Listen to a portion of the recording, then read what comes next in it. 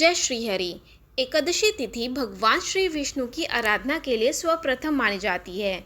इस दिन उपवास करने से भक्तों को न केवल मोक्ष की प्राप्ति होती है, बल्कि जाने अनजाने में हुए पापों से भी मुक्ति मिलती है। एकादशी व्रत करने से व्यक्ति के जीवन में कष्ट दूर होने लगते हैं, परंतु सभी एकादशी तिथि में अश्विन माह के कृष्ण पक्ष में पड़ने वाली इंदिरा एकादशी का विशेष महत्व है।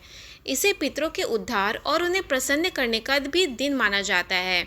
यदि इंदिरा एकादशी पर सच्चे भाव से पवित्र नदियों में स्नान और दान पुण्य जैसे कार्य किए जाए तो पितरों की आत्मा को शांति मिलती है, साथ ही भगवान विष्णु भी प्रसन्न होते हैं। आइए जानते हैं साल 2025 में इंदिरा एकादशी कब पड़ रही है।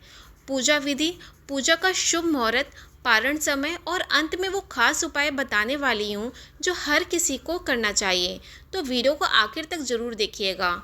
कब है इंदिरा एकादशी? पंचांग के मुताबिक इस बार अश्विन माह के कृष्ण पक्ष की एकादशी तिथि 17 सितंबर को सुबह 12:21 पर प्रारंभ होगी। इस तिथि का समापन अगले दिन यानी 17 सितंबर को रात 11:39 पर समाप्त होगी। उदय तिथि के मुताबिक इंदिरा एकादशी व्रत 17 सितंबर को रखा जाएगा। पूजा का शुभ मुहूर्त ब्रह्म मुहूर्त है, सुबह 4:33 से लेकर सुबह 5:20 तक रहेगा। प्रातः संध्या मुहूर्त है, सुबह 4:39 से लेकर सुबह 6:07 तक। विजय मुहूर्त है, दोपहर 2:18 से लेकर दोपहर 3:07 तक। गोधली मुहूर्त है, शाम 6:24 से लेकर शाम 6:47 तक। पूजा विधि, इंदिरा एकादशी पर पूजा के लिए एक साफ चौकी पर विष्णु जी की मूर्ति स्थापित करें। अब भगवान विष्णु को पीले रंग के वस्त्र अर्पित करें और इसी रंग के फूल और मिठाई भी चढ़ाएं। प्रभु के समक्ष दीप धूप जला लें और एकादशी की कथा का पाठ करें। इसके बाद पितरों के समक्ष भी दीप जलाएं और सुख शांति की कामना करें। इसके बाद विष्णु जी की आरती करें और अगले दिन व्रत का पारण के बाद जरूरतमंदों को दान करें। व्रत का पारण समय, इंदिरा एकादशी का व्रत का पारण 18 सितंबर को किया जाएगा।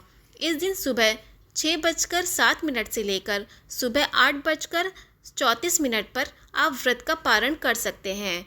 इंदिरा एकादशी के दिन ये उपाय जरूर करें। इंदिरा एकादशी के दिन व्रत रखना बहुत ही शुभ माना गया है। सुबह स्नान करने के बाद भगवान विष्णु की पूजा करें।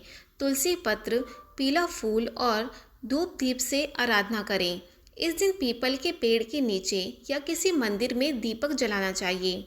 दीपदान से पितरों की आत्मा को शांति मिलती है और दरिद्रता दूर होती है। इंदिरा एकादशी पर अन्न, वस्त्र और जरूरत का सामान गरीबों को दान करना चाहिए। शास्त्रों में कहा गया है कि इस दिन किया गया दान पितरों तक सीधा पहुंचता है। इस दिन भगवत गीता का पाठ करने से मन को शांति मिलती है, पितृदोष से मुक्ति मिलती है और जीवन में सकारात्मक ऊर्जा आती है। पितरों को तर्पण के रूप में जल अर्पित करें। गंगा जल या शुद्ध जल में तिल और कुश डालकर दक्षिण दिशा की ओर मुंह करके तर्पण करें। माना जाता है कि इससे पितृ प्रसन्न होकर आशीर्वाद देते हैं।